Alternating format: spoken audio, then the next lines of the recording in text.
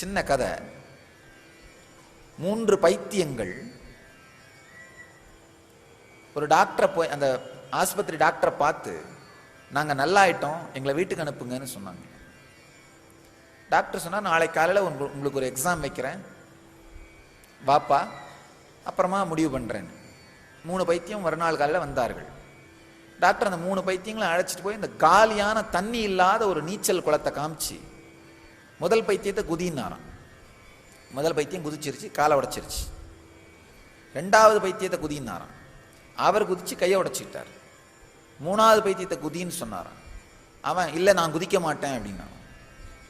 உடனே டாக்டருக்கு ரொம்ப மகிழ்ச்சி, நல்லது, நீ நல்லா ஆயிட்ட, நீ வீட்டுக்கு போகலாம்.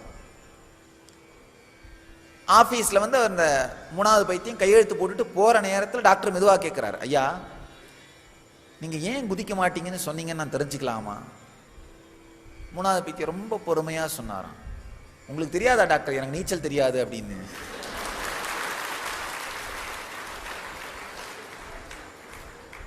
நல்லா தெரிஞ்சுக்கோங்க, முடிவு சரியானதாக இருந்தாலும் எந்த மன அமைப்பின் மூலமாக யோசித்து அந்த முடிவெடுக்கப்பட்டது என்கின்ற மன அமைப்பும் சரியாக இருந்தாக வேண்டும். சரியான முடிவு தவறான காரணம், அது சரியல்ல. சந்நியாசமானாலும் துக்கத்தை கண்டு ஒதுங்கி எடுக்கின்ற முடிவு சரியான முடிவு அல்ல, அது துக்கத்தை நோக்கித்தான் ஏற்படுத்தும். இது தமோகுணம். அடுத்து ரஜோகுணம். சத்தியம் புரியாமல் செயலில் இறங்குவது. ஒருவேளை அர்ஜுனனுக்கு அந்த கன்ஃபியூஷன் வந்து, இவங்களெல்லாம் நான் சாகடிக்கலாமா தப்பு இல்லையான்னு கன்ஃபியூஷன் வந்து, அதை பத்தி கவலைப்படாம விடப்பா, எவன் செத்தா நமக்கு என்ன, நமக்கு ராஜ்யம் வந்தா போதும் அப்படின்னு அடிச்சு சாகடிச்சிருந்தானா அது ரஜோகுணம்.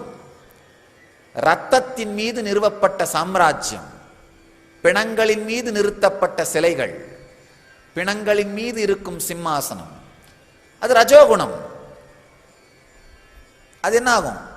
அப்போ மக்களை வைத்து ஆட்சி நடக்காது, பூதங்களை வச்சு தான் இவன் ஆட்சி பண்ணிட்டு இருக்கணும். ஏன்னா மக்கள் எல்லாரையும் சாகடிச்சிட்டான். ரஜோகுணம். அதுவும் நிஜமான சரியான முறை அல்ல. அதை தாண்டி சத்வகுணத்தின் மூலமாக முடிவெடுக்க நினைக்கின்றான் அர்ஜுனன். அதனாலதான் கிருஷ்ணனை சரணடைந்தான். நான் என்ன செய்யணும் சொல்லு, எனக்கு சத்தியத்தை புரியவை.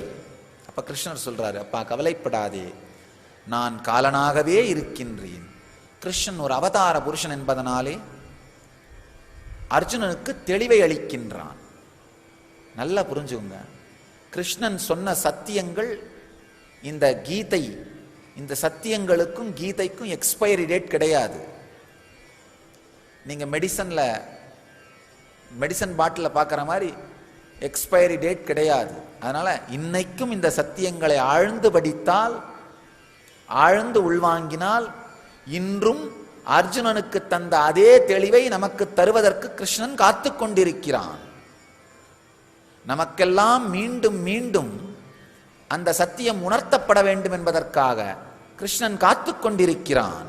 ஆழ்ந்து புரிஞ்சுங்க, இந்த சத்தியங்கள் நம்ம எல்லோருக்குள்ளும் மலர வேண்டும் என்பதற்காக அவர்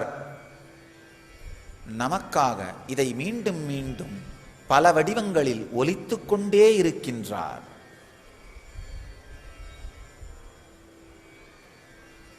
காலனாக நானே இருக்கிறேன்னு சொல்றார்.